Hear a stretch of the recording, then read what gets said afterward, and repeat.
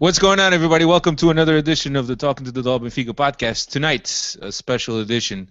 Since there's no Benfica games this week, we're going to strictly dedicate this to the national team. With me tonight, Mr. Steve Santos. What's going on, Steve? Hey, what's up, Alfredo? And Cristiano Oliveira, as always. Hola. And Hola. Tonight, a debut on this podcast. I think this first call-up. This is a big day. This podcast has finally reached some legitimacy. And even though he's a Sportingista, we're very happy to welcome Mr. Jason Oliveira. What's going on, guys? Thanks for having me on the show. It's two Oliveiras. You guys okay with this on the show? We're okay. I don't know if we're okay with that shirt in the background, but we're okay with everything else. That's easy. Don't I got my Balsingua shirt on for you, too. You see that, the number 5 right there. By the Malco Pior. Absolutely. From the Sporting shirt in the background to the Balsingua shirt. I was just about to praise him for getting promoted to the A team, and then he pops out with that. I mean, come on, mute him. Anyway, on tonight's agenda, we will look at Portugal's game against Armenia, which happened on Friday, and we'll also look at today's game against Argentina, which was a friendly, not much to play for, but yet it's always good to see the evolution of the team, or the lack of evolution, if you want to call it. So Friday we played Armenia at Estádio do Algarve, and I'll give you the lineup real quick. Patricio was in goal, Balsingua, Pep, Carvalho, and Guerreiro across the back. Thiago Moutinho and Dani in the midfield, and then Nani, Postiga, and Ronaldo were up front. Steve, surprised at all that he kind of changed to the forward, or just do you think it was because we played a weaker team that he wanted to have a presence in the box? I don't think I'm surprised that we played with a striker instead of a false striker or something like what Dani was playing prior to that. I was surprised that it was Postiga. I really thought that Eder had not because Eder is great, because we all know that he is, and I just thought that he probably had first dibs on the starting spot. So I was surprised by who got the call at center forward.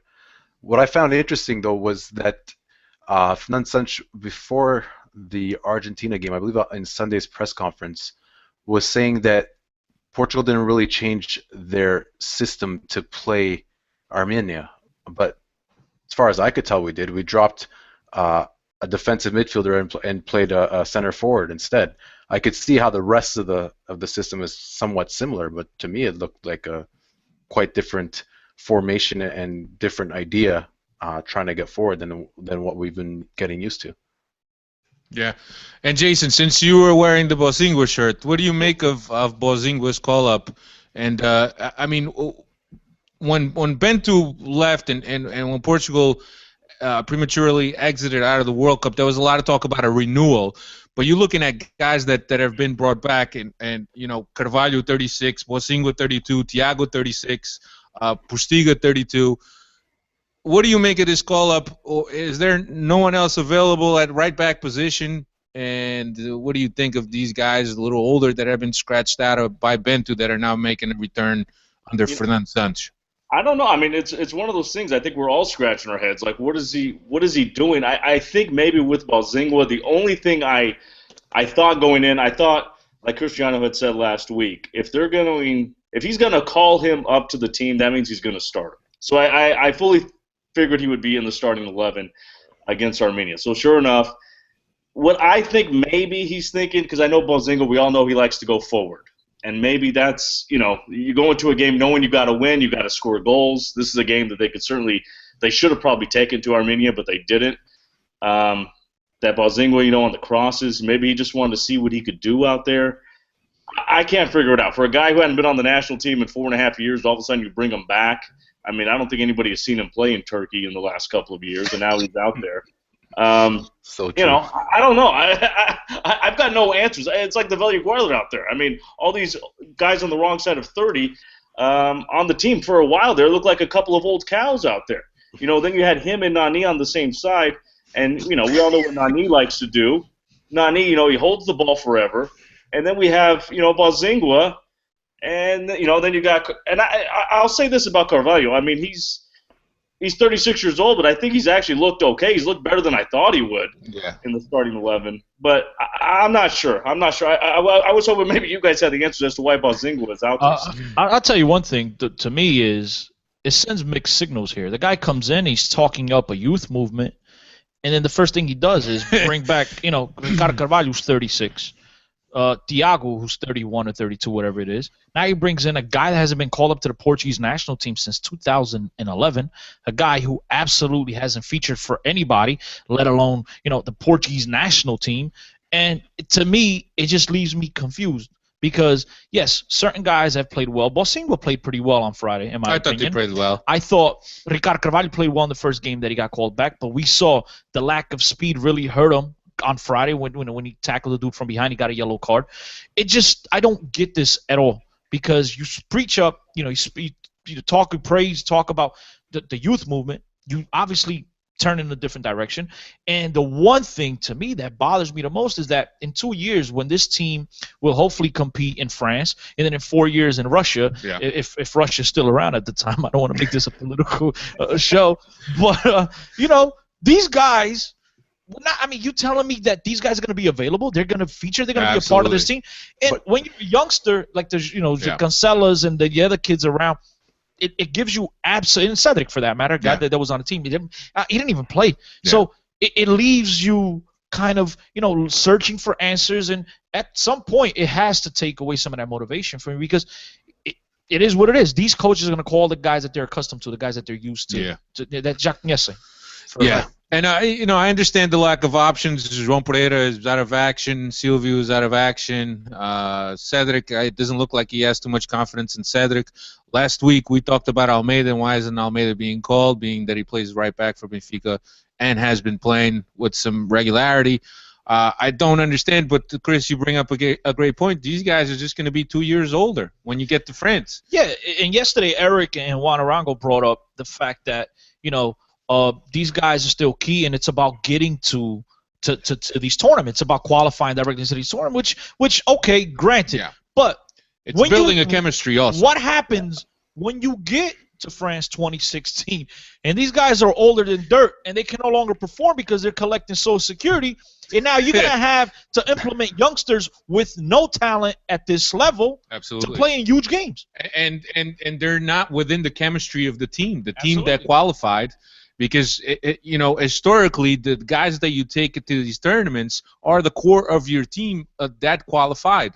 So it doesn't make sense that you have key players that are part of this 11 that are going to be 2 years older down the road, and they're probably not going to be featured in these tournaments. Jason, what do you think, man?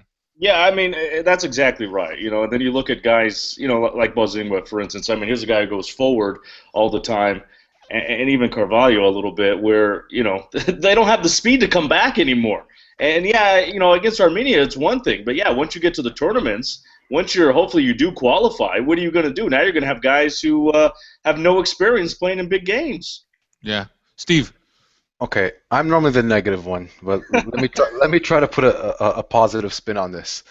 I'm going to side a little bit with my namesake Fernando Santos and say, let's look at what's available right now in the present, and you need to qualify for this tournament, and you need to start restructuring what's going to come in the future. You can only put in players if they're good enough. There is no option better than Carvalho for center back. We've dealt with Meireles and God knows. You got Font. I absolutely love. Font's not better than Carvalho. Dude, Font is not better than Carvalho. He's not. He's not better than Carvalho. Neither is Bruno Alves. Neither is Bruno Alves. Exactly. So that's why Carvalho plays. Sorry, who's the other one? Neto. Neto hasn't been playing much in Russia. Whether or not he's better than Carvalho at this stage, I'd have to see him play a lot more than I do right now. I like what I have seen of Neto, but I know he's lost his starting spot to a Russian center back that I do not remember his name. I absolutely think that Josef Fonte is the guy that you have to pair in the center of the field with Pepe today. This is a guy that plays against the top competition in the world week in, week out. And he's not exactly with the Chelseas of the world with a bunch of studs around him. This is a guy that is a very key member of that team. And he's under 30. And he's under 30. And this is he's 31. He's 31? 30 or 31. 30. But the fact is that the guy is playing top quality week in, week out. He has the speed to make up for the lack of experience which Ricardo Carvalho absolutely brings in, which is the only thing that the guy could bring to this team today. Yes, he's great, Steve. I do agree with you. Positionally, the guy is excellent. To me, he is by far my favorite Portuguese center defender of all time. I will forever tip my cap to him, even though he wore the ugly colors of blue and white on his back. That being said, today, and for the future, you can't start this guy. Yes, start him against the weaker opposition, but if your intentions are qualifying and actually making a dent in these tournaments, you have to turn a leaf at some point. And any national team that's been successful, look around, guys. They've all had to make tough decisions and cut out some of their weight, even though some of these guys perform tremendous at times. But the important thing is you have to make these cuts a day sooner rather than a day too late. Yeah, and wait for it. What about Steven Vittoria? Oh no, not this again. Wait, I just needed to throw the Steven Vittoria reference in there, as it is customary. And somebody did point out that last week we didn't mention Steven Vittoria on the podcast. So I figured maybe he's a good candidate. Along with Steve Chalkboard, we need to start a Steven Vittoria, not Steven Vittoria Twitter account. I think that'd be hilarious. And Steve, and just my last point, I wouldn't sit here and dispute what Fernando Santos' intentions are and would be if he didn't come out in his first press conference and said that I'm gonna rejuvenate the squad and da-da-da-da. Come on, dude. Seriously, I fell asleep today during the game, guys. I'm being honest. In Armenia too. There's another snoozer. I told Steve I woke up from the Armenia game to watch the Argentina game and fell asleep again. Just magic.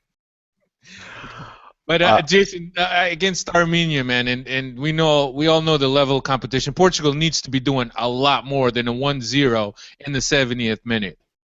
Yeah, I think you guys talked about it last week. Like, let's see 4-0, 5-0, and then it was. Granted, we got the W, and Fernando Santos, he's doing what he needs to do. They keep getting wins somehow, keep scratching these 1-0 victories out, but. You would think that maybe Portugal, someone besides Ronaldo, would put a ball in the back of the net.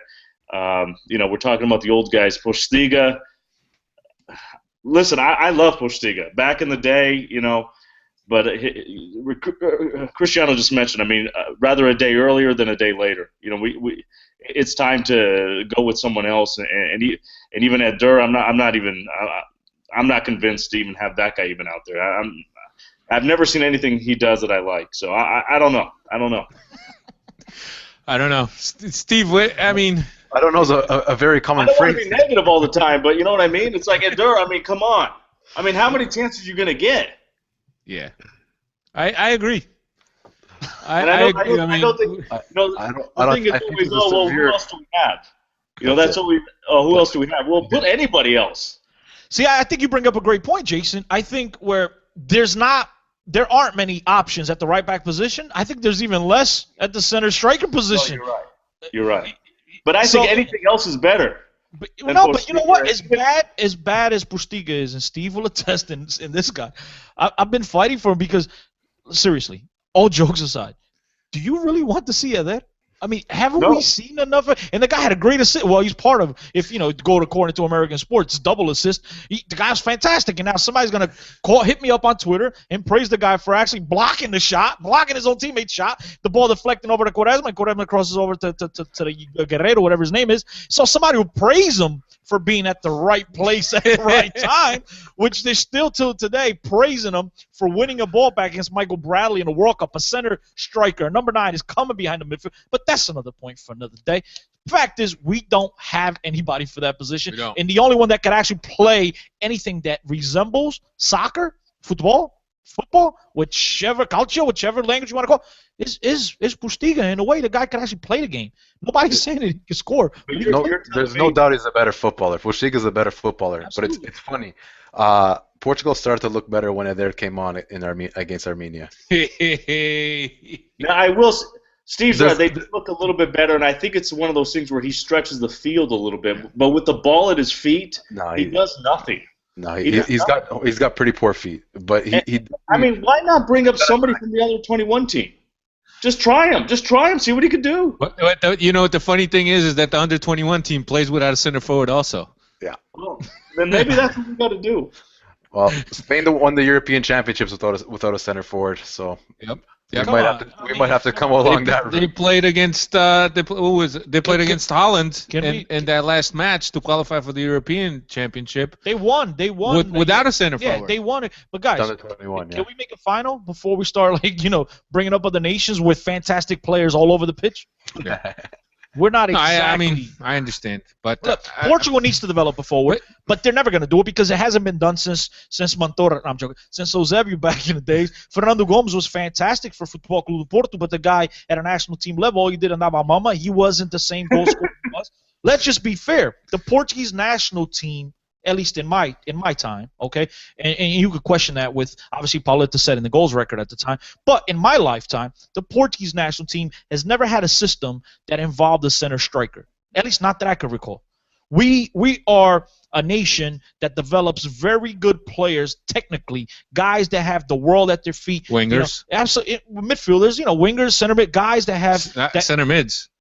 Not lately. That was a center mid. So those guys could play with the ball at their feet. That's what I'm trying to say. We're gifted with the ball at our feet. We're not goal scorers, unfortunately. And you look around some of the best teams in the world, you have a chop there, run in the midfield, run in the wing, because that's what we could do. Unfortunately, we can't finish. Don't know what it is. No há sangue frio running through the veins. That's the only explanation I've ever got since I was a little boy. From my father, from anybody that knew soccer. We don't have it. We're just too hot-headed, eh? No. So, Steve, but knowing what we know, all right, and perhaps putting a focus on developing a world-class center forward, maybe in our youth teams, do you think that in the meantime we should change the system to accommodate the personnel that we have? I mean, this is probably something that we've talked about all the time, but where does Santos go with this team with not a true center forward? I'm thinking he's just going to play this system that he's been playing without a true center forward, with three guys up front, with Dani, Nani, and Cristiano, and not really have a proper reference point up front and let Cristiano run into those areas where a 9 would like to be. I personally think that's the only way forward. If we don't have the player to play 9, and we're going to lose quality by playing an Eder or playing a Postiga, to me it makes a lot more sense to play without a 9 and let Cristiano Ronaldo just play into those spaces. I'm not really a proper fan of telling people, oh, Cristiano should play 9 for Portugal because that's where we need him. I think when you have a player as good as Ronaldo,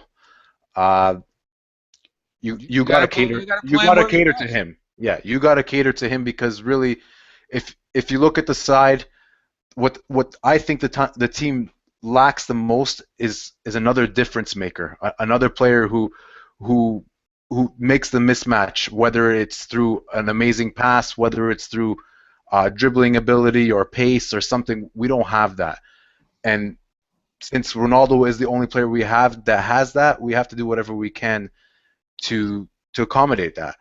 The funny thing is, the player who might bring us this extra bit, that deciding factor, that thing that can make a difference, is a certain Ricardo Quaresma, who I've never been a big fan of, but lately he's been producing the goods, at least in spurts, for us. Yeah, but you obviously didn't see the second half of the Argentina game. No, I haven't. Were you sleeping too? No, it's called working. Yeah, he was pretty horrible in the second half. He came in the second half of the Argentina game, and he was pretty horrible. Lost countless of balls. Quaresma. Oh, Quaresma. Oh, but you know what? At the end, gotta give the guy credit for having the fighting spirit. He didn't give up, guys. And he went at it, and he was. Listen, once again, he had a say in the final score. So yeah, Jason, what's your take on Quaresma, man? Do you think that he's a guy that? For a prolonged amount of time, maybe he makes too many mistakes. Maybe we should use him sporadically. Yeah, I mean, I think he's somebody we should probably use sporadically. I mean, I don't know if you pair him with Ronaldo, in the starting 11 with Nani, now you have three guys that don't want to track back. And I'm not sure, and I think that's always sort of been the knock, and I think that's why coaches have always been afraid to pair those three together. I like him coming off the bench. Now maybe I would in one of these exhibitions, one of these friendlies. Maybe I like to see him and Ronaldo start off a little bit, but I know I'm kind of hedging my bets there. But in these big games, I think it's best. I think he's a kind of a player for Portugal. He comes in and it's already a change of pace a little bit.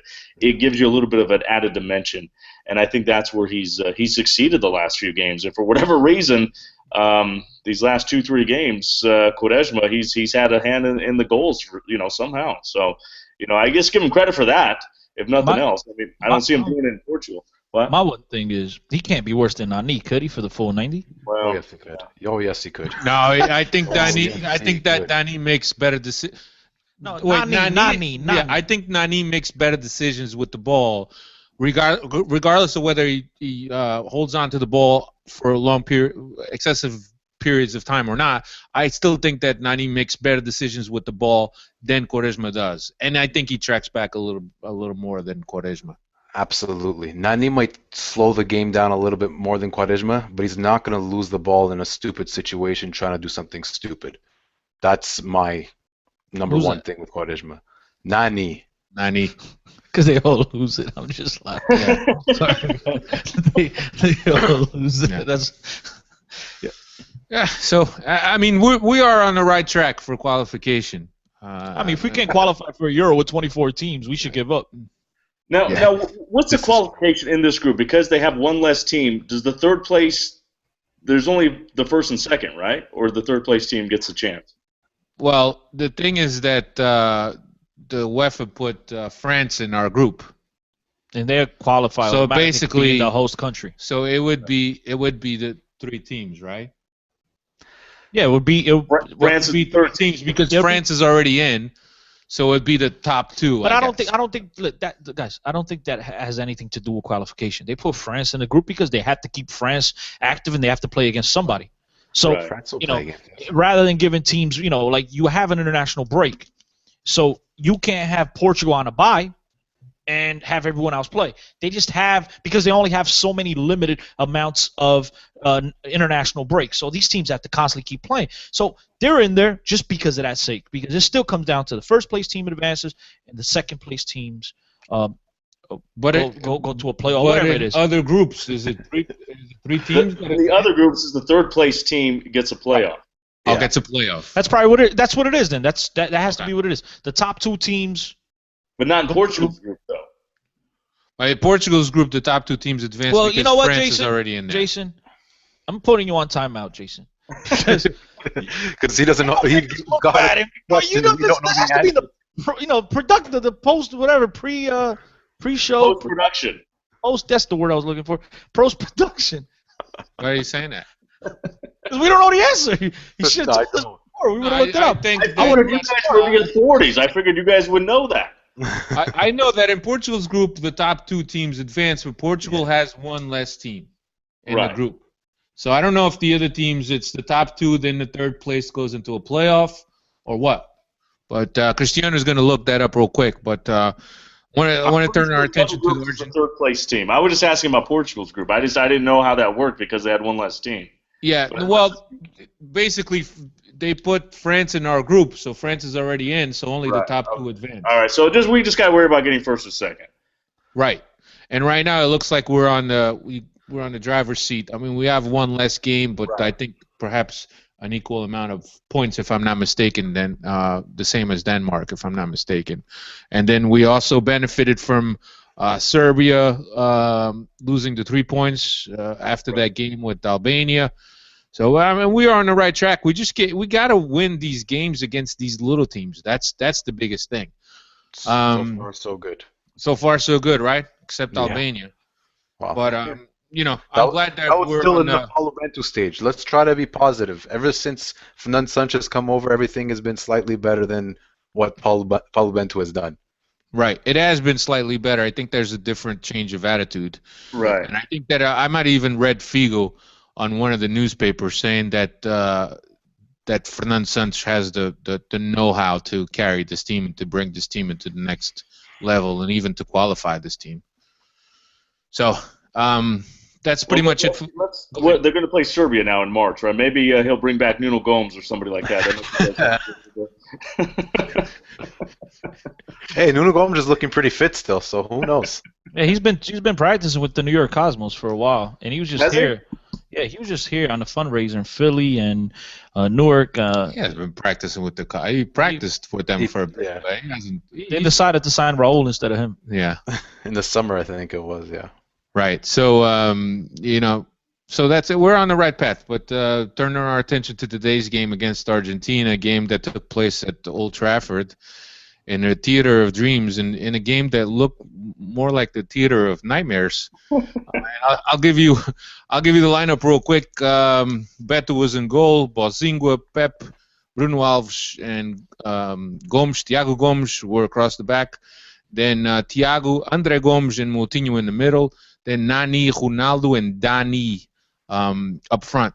And Steve, I don't know if you actually read or heard Fernando Santos' presser before the Argentina game, but in his presser he said that the lineup or the system against Argentina will be something that's more that's going to be more of what he wants from the team. And I don't know if it was the midfield setup or the three-prong attack group setup that he was referring to. But, I mean, clearly something different. No Postiga this time, no real static center forward, and with the three guys very mobile up front, and each one of them taking turns, whether on the right, whether on the left, whether in the middle.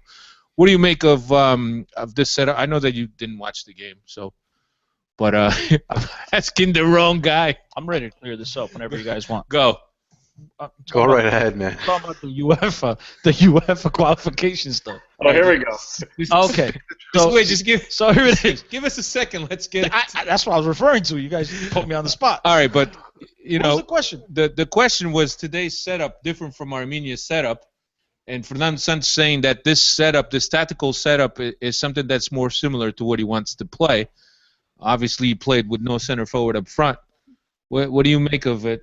I thought that obviously he knew coming into this game that Argentina were going to control a lot of the ball, so he tried to pull out more guys in the midfield to clog up the midfield, therefore recuperate the ball. Because to me, it was a defensive tactic here, at least from what I've seen. Portugal were on their back foot a lot of the times, and I just think he brought in a different element because they didn't possess the ball a lot at times. It was a pretty boring game, guys. Let's just be honest. And this reminded me a lot of Fernando Santos' Greece team. At times, Portugal defended with 10 guys behind the ball. And that's why he figured we're not going to have much possession. Why even play with one of our Monkus up front? Because we're never going to get him the ball up top. And so they play with more mobile guys that could actually get around the field. Unfortunately, Nani and Cristiano Ronaldo don't believe in defending, but I think those were his intentions. Yeah. Jason, what did you think of today's game, man? Yeah, I mean, just what Cristiano said. I mean, that's what it looked like. It looked like Fernando Santos was saying, okay, you know what, we're just going to defend, we're going to play behind the ball, and, see what happens. Now, Andre Gomes, he did start, right? Gomes started today, right? Yes. Yeah. And I like him, and I don't know why he doesn't start, why he doesn't play more. And I thought he kind of, to me, he's kind of like maybe like a Manish, but maybe a little better tactically with the ball at his feet. Somebody he kind of hard, kind of like a hard-nosed guy who's going to take some shots from outside the area. I like that, and I think we need more of somebody like that. And he's young, so I think that works out. One of the reasons why he doesn't play more is because he brought in 32-year-old Thiago. No, I think that he's somebody that's too similar to both Moutinho style and Thiago style, and you can only play two guys. Right. No, I get that, but I think like for me, Moutinho, I don't think he can play 90 minutes anymore. I don't know. Listen, I do think. I still think Moutinho is a quality footballer. I think that he could get back to his best. Unfortunately, it just seems like something is lacking here since he's moved over to Monaco. He hasn't been the same player. and he's more used to being that box-to-box midfielder. He's not really, the guy that's going to sit back and win every single ball a la William Carvalho, and he's not going to be that offensive playmaker a la Deco. Lucho. A la Lucho, which whatever. he played with. That's what made him so successful. His job was just to play box-to-box. If you get involved in the offense, fantastic. If you don't, just do what you do great, which is getting back into position, do what you have to do, win a lot of these battles that, a lot of times watching a game from TV, we don't see what these guys are doing. And another guy that we really didn't praise a lot, but coaches absolutely loved him, and that was a guy, Raul Meireles. He did every single thing the coaches asked. He was in all the passing. I know he's not a fantastic player, but again, I reiterate, if you're on TV watching these games, you don't get to see a lot of the dirty work that these guys do at the request of the manager. And that's why the managers absolutely love him. And I think right now Portugal and João Moutinho have kind of gotten away from that. They've kind of put a little bit more of responsibility on his back to try to create and open up the game, and that's not his game. His game is like, I get the ball, one touch, get rid of it. I'm not here to start anything. And I think right now they just having this crisis of what to do with João Moutinho, and I don't think anyone knows because he's not playing well. At Monaco, he's not playing like his old self for the Portuguese national team, and I think that you should take these friendlies, these exhibitions, as an opportunity to get these players to gel and get that chemistry you were talking about earlier, Alfred. Yeah, I think you're absolutely right. I think there's definitely maybe an identity crisis in that midfield, and Santos is probably still figuring out what to do with the three guys. Steve? I think he's working on it. I think the two players for me that are a little bit too similar in this lineup are Thiago and Moutinho. Mm-hmm. You have two guys that they're what you call retainers. Their main intention is to win the ball back and make sure you keep it.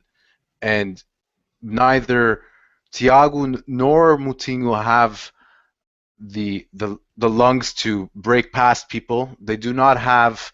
Maybe they have the ability to play the long ball, but they don't have the mindset. They don't have that confidence or maybe the creative spark you need to play that ball forward.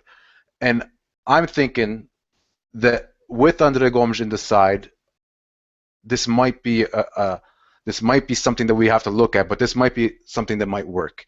You have a Moutinho or a Thiago that plays that box-to-box type role, like Cristiano says, helps on the pressing, helps on the defensive side, but his main intention is to keep the ball and to make sure you don't lose it, to make sure that you're able to recycle it and play a new attack.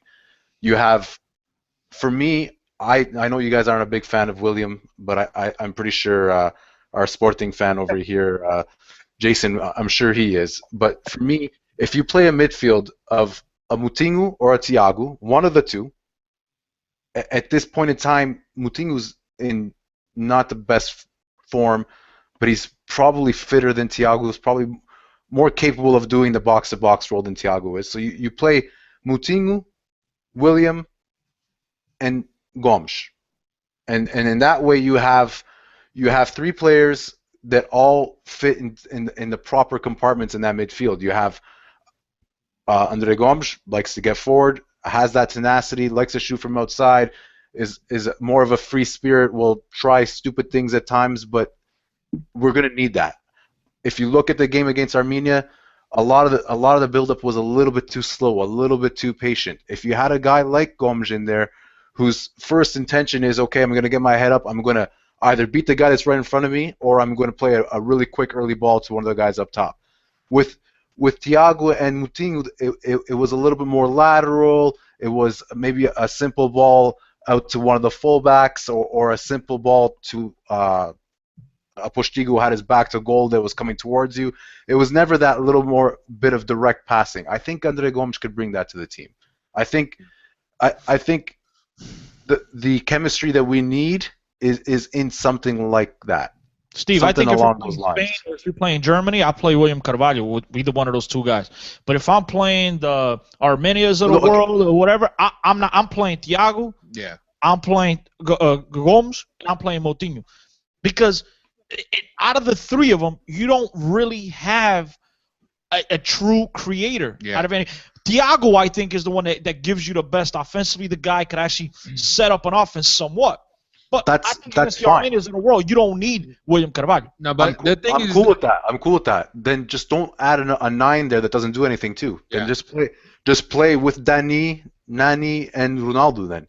yeah, for me, the thing with William Carvalho and playing against his little teams is that he's a guy that can combat the counterattack, that can balance the defense. If you're going too forward, he's a guy that can compensate for the guys that don't track back. That's the one usefulness that I see for William Carvalho that he could have against these smaller teams. Because as we all saw against Armenia, they only created danger on a counterattack, and that's when the team is forward, out of position, and it doesn't have a guy static in front of the defense that can compensate for the wings going up and for the imbalances that are created throughout the field. I don't know.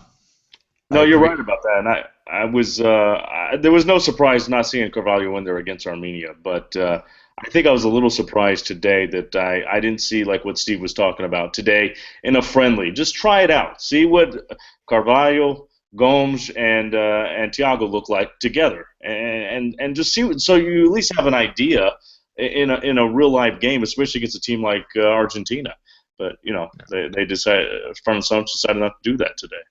Yeah, and I think that maybe if you're going for combative, maybe Moutinho, Gomes, and Carvalho, because Thiago is not the tenacity guy out there chasing guys down. He's, like you said, Steve, like you said, he likes to play the safe ball and keep the ball and not really give it away.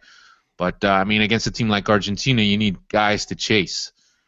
Against the other team's midfield, especially midfield like Argentina. So, but the one thing that I wanted to ask you guys, this Guerreiro kid, Jason, what do you think about this Guerreiro kid? You know what? I liked him. I mean, I was a little shaky at first. I thought, maybe it's going to be the stage is going to be too big for him. I liked him. I mean, he went in there, he did what it was asked of him. He's a young guy. What is he? Only 21, 22 years old. Yeah, he's 20. Yeah, I mean, here's a guy. I mean, the stage wasn't too big for him. Why don't we have? I know you can't have a whole team like that, but why not? If you're going to call up these old guys every time, why not make an effort to call up two very young guys and see what they can do? You don't have to put them in the starting 11. You don't have to start them, but at least you have them train with the team. Yeah. They're with the team. They're eating. They're part of the strategies going into a game, and that way you look and you build toward the future. I think that's how you do it. But let's be realistic about one thing, though, Jason. Yeah. This guy, for the next 5-6 years, will not feature on this team. The only reason why he even made the team is because Coentrão, Nunes, and Eliseu were hurt. Because if either one of them weren't hurt, he most likely would not have been called up. I'm just being honest. I mean, it doesn't matter because he's still young. No, he's good. He played well. I'm not taking anything away from the kid, but I think he only got a shot because the three other options that got, that would have most likely gotten the call over him. Okay, got to start. And let's not forget, guys, all three of us sat here last week on this very same podcast, and when we predicted the starting lineup, neither one of us said he was going to. We all thought Thiago Gomes was going to get the start because obviously he's more seasoned, he has more experience, and you know what? I will give Santos credit for having the guts to go ahead and start this kid. He obviously seen something that we don't have privilege to see, which is practice film and see this guy play live, and the kid actually stepped up and he's played well over the last 2 games. But I'm just being honest. I mean, let's not kid ourselves. He's only on this team because the other 3 guys got hurt. No, but I mean, for me, he sits Eliseu. Same. I was going to say the exact same thing. For me, Antunes has to work harder. He's not going to start over Coentrão. We know that. Guys, that's as of today. That's as of today. But as of Thursday, none of us would have been saying. Oh, no, for sure. That's my point. No, but he's a kid that's given a chance, and he rises up to the occasion. He steps up. No. Listen, I'm not arguing that no, at all, guys. We're not arguing. What I'm saying is he only got that chance that you just said. He was brought up, and he stepped up. The only reason why he stepped up is because those other 3 guys got hurt. That's my only point. That's my point. Not taking anything away from the kid. But at the same time, I don't want to tip my cap to Fernando Santos and be like, listen, great call-up, dude. No, them 3 dudes were hurt. That's the only reason why he played. I understand. But I mean, he could have gone the other way, too, and found another old cow like Balzingo and put him on the left side, too. So at least we give him credit for that, Jason, as bad as we've been historically on the right side, I think we're worse on the left side. No, you're right. You're right. Maybe you could have. Duda back. Can we get Duda back? Are you gonna put him playing left back? There you go. Duda's still in it. At least for free kicks, he could score. He's still active, Duda. He could have played. It'll be like in basketball, free throws. You know, like you get a technical, you bring in a guy to shoot free throws. Hey, and Andre Almeida could play left too. There's another idea. But I think Guerreiro offers you more. I think Guerreiro on the offensive side of the ball offers you more than Almeida. No, I don't. Listen, You know, I was impressed with the kid, disagree and with as a that. Benfiquista, I'm hoping Benfica goes out and get him. I'm not disputing that the kid's not that he's not quality, that he's not talented. I think there's going to be a race. The kid plays for Lorient. Lorient. The hair product, right? What is it, L'Oreal? What is it, L'Oreal? That's it. Lorient. Oh, that was close. He plays for Lorient. I mean, you got to be able to get this kid cheap. Not only are you getting a Portuguese player, and when I'm saying getting, I'm talking about Benfica going and getting him. You're getting a Portuguese player. You also have a kid that will most likely start in the U19 European Championship. So his price is probably going to go up once he features in that, especially knowing the quality of the Portuguese team that's going to be entering this tournament. I think he's a great buy right now. I think there's a lot of phone calls being made right now to Lorient to see how much we could get this kid for. But it'll be cheaper to get Marcal from Nacional on free, which we heard Benfica's doing. Or a kid in Brazil. Listen, I've posed these same questions years ago, and I know it's easier said, now, but I'm being honest, and please believe me, when Antunes became available from Paço Ferreira, and there was talks about him possibly moving on, none of the three Portuguese teams even looked at the kid, and he made a jump to Roma, right? And I always question that move, and I'm hoping that hopefully it's Benfica that picks him up, but if it's not, at least one of these Portuguese teams will give this kid a chance and bring him back and give him his fair due because he has impressed over the first two games of his, the first team experience here. I like him a ton, but I don't think he would have gotten this chance if either one of those guys didn't get hurt.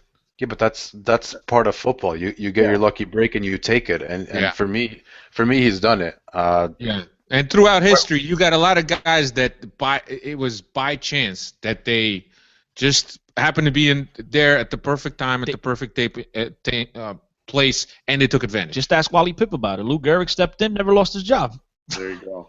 Must you have an American sports I knew the only guy that was going to get this was Jason. Wait, who's Lou Gehrig? Luckiest man alive. Now go ahead. But I was impressed with the kid, and I'm glad that he was able to take a chance.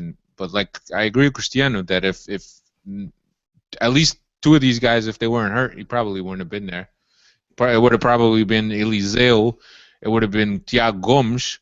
It would have been whatever. The combination of two of those with Thiago Gomes. The ginger that you just mentioned, Antunes. It is what it is, but maybe we've discovered something here. Yeah.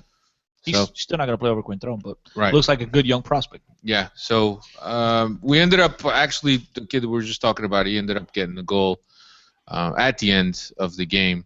Again, Quaresma involved in it. Off of great pass from Eder. So, I mean, it was ugly.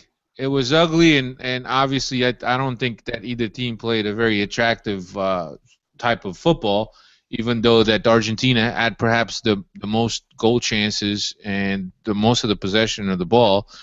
But a win is a win, and I think that, not that I believe in the FIFA rankings, but a win against the vice champion or the Portugal will be 7th in the next FIFA ranking, by the way. Yeah. Either 7th or 4th. 7th, ahead of Spain.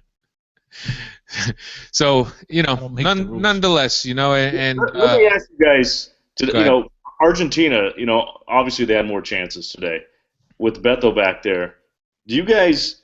I know for me, I watch Rui Patricio. I know he plays for Sporting. I'm nervous every time that guy's back there. I like Beto better than Rui Patricio. Yeah, he makes me nervous too. I personally prefer Beto as well. Yeah. I rather see Anthony Lopes get a chance. Well, I was going to say that, but being that we haven't seen Anthony Lopes at the national team level, unless you're watching Ligue 1, right? You can't see that guy in a weekend. I don't know what he really is yet. Yeah, but he plays for in Ligue 1. Ligue 1 for Lyon in Ligue 1. Weekend and the guy plays for L'Oreal. I mean, it's not like the kid plays for Lorient. He's playing for one of the best teams in France, week in, week out. Champions League experience, why not give him a shot? But I understand that due to his age, he's probably much lower on the pecking order than Patricio and Bet.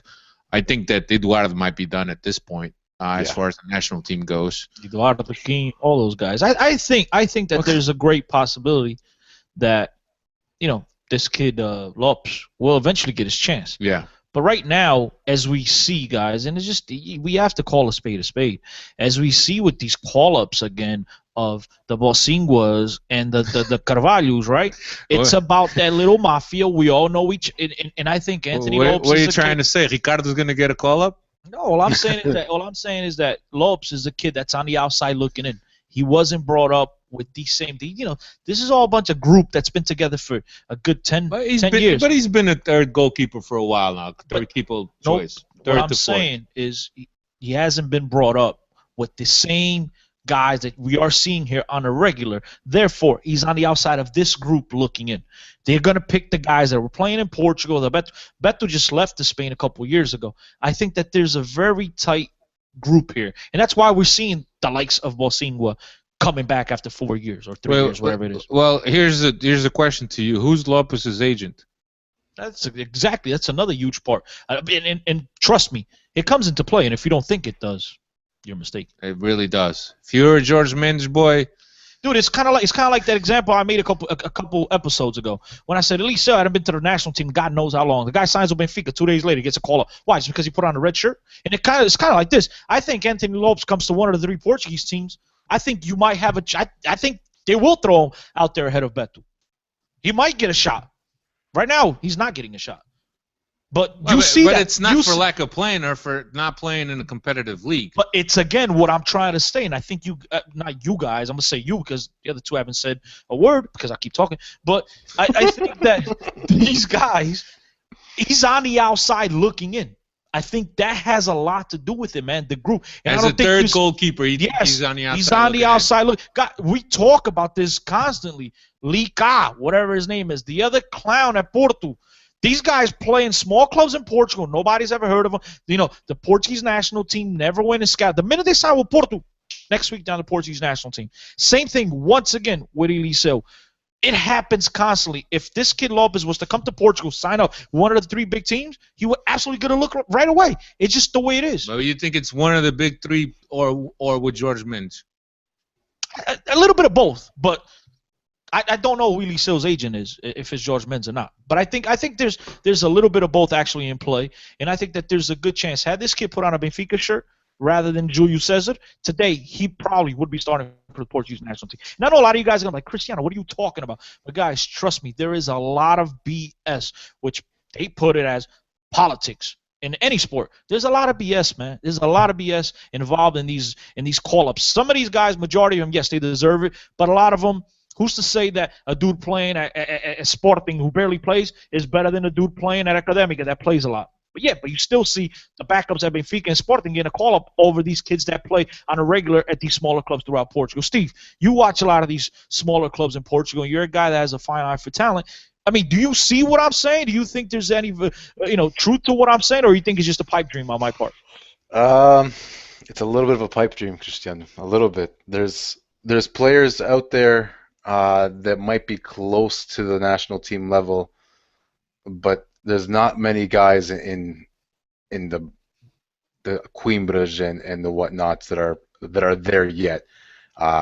Every club has got 1 or 2 players that might deserve a look at least, but that would be stretching it. Steve, I didn't say that there's a ton of guys out there, Steve. You know what? The point I just made on the I get your point about the politics. I get it. Great. Nobody cared about them the year before. The minute they sign with Porto, they get a call to the national team. That's what I'm talking about, Steve. So you can sit there and say there's no talent out there, and I'm not saying there is. But how come a week later these guys get a call to the Portuguese national team once they put on one of the big 3 clubs? So I think there's truth to that, Steve. There's truth to that part, but there's not that many guys out there on the small teams that deserve a spot in the national team. I think there's probably guys at Vitória de Guimarães that may have a shout, may have an argument, but even then, it's stretching it. It's stretching it. There's only about 24, 25 spots, and say what you will, but the guys that are there are pretty deserving of the spots compared to the other ones around. Is what I have to say. Whether or not there is influence from the big teams, there's definitely influence, but. Well, if you recall, if you believe the stories with Felipe Scolari and everything, the reason why Vitor Veia didn't get called up to the national team anymore is because Pinto da Costa was coming into the locker room and talking about pick this player and pick that player and take this player. Why? Because the minute that you're on a World Cup roster, your pass, I don't want to say doubles, but your pass goes up. Your price tag goes up. And a lot of times these guys were saying, take my guy, even though you're not going to play him, because why? Now you could sell him for 30% more than what you would have naturally than you would have gotten the week before. And that has a lot to. There's tons of politics, guys. Tons of politics involved in this. And that was in Scolari's book, and I'm pretty sure there's still different Portistas will tell you otherwise, and some people tell you, had Vitor Veia been on that Portuguese national team rather than Ricardo, we might have lifted the European trophy, which we did. Yes. But there's stories on both sides. And I think when you see guys that are playing at small clubs, they never get a look at a national team. They're in a Benfica team for a week in preseason, and now they're going to call. Why? They got that much better overnight? Is it the water? I mean, what is it? Well, they made it to the big show. They made it to the big show without ever playing a game. So that was enough. I mean, I could certainly see a little bit of logic. I mean, you make it. You're big enough to sign for one of the big three, then all of a sudden you become part of that selectionable list. But I mean, I don't know. Maybe there's players out there that play for the little teams that deserve a call up, but are not getting the same look that some of these guys are that make it to the big teams. So I don't know. I think it has a lot to do with agents. I think it has a lot to do with club influence at the Federação. I don't know. It has a lot to do with a lot of things. But anyway, I think that's all I got. Wait. We got to clear up this question. The one question that Jason came up, we got to answer. Yeah. Go ahead. So it goes a little something like this, right? The 9 group winners. 9, right? 9. How many groups? There are 9 groups. Yes. Hold on. See, man. Wait. Hear me up. The 9 group winners, right? That has to be 9 groups because if it was 10, they'd say the 10 group winners. So the 9 group winners, the 9 group runners up, right? That's 18. Okay? The best third place team. That's 19. And then the 8 best third place teams will compete in a playoff, which is 4, which equals 23. And then France gets the automatic bid of 24. All right. That makes sense. Jason, are we we're there yet?